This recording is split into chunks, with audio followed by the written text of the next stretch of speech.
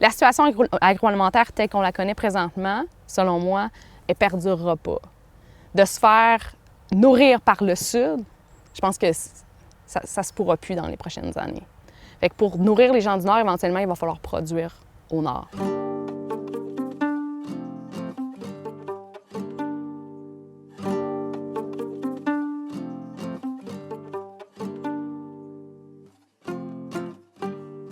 Fait que là, un matin, on récolte céleri, concombre, puis après on va aller au champ faire les choux. Ici, on se trouve au nord du 49e parallèle, puis les risques de gel sont proches. J'ai déjà eu des gels à Saint-Jean-Baptiste, gel meurtrier au sol, alors que la première semaine de septembre, ça gelait. Non seulement notre saison est plus courte, mais notre saison est plus coûteuse parce qu'on doit abrier nos cultures, soit sur des couvertures, soit sur des mini-tunnels, soit sur des tunnels chenés, des serres chauffées ou pas. Fait qu'il y a tout cet amalgame-là de techniques. Là. Yeah, elle est belle! La rentabilité est extrêmement dure à atteindre. Elle est dure à atteindre au sud du Québec, elle est encore plus dure à atteindre sur la Côte-Nord ou dans le nord du Québec.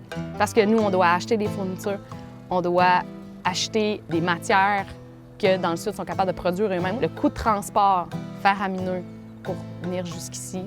Et je peux produire sur une plus courte période. Alors, mon revenu par but est moindre que ce que je pourrais faire ailleurs, là, plus au sud. Je pense qu'on s'organise bien, le Nord. On est en train, en fait, de s'organiser, de se mobiliser, de se réseauter, de se documenter pour développer un maraîchage qui va être fait par nous, par les gens du Nord, pour nous, puis vraiment bien soutenu par la communauté.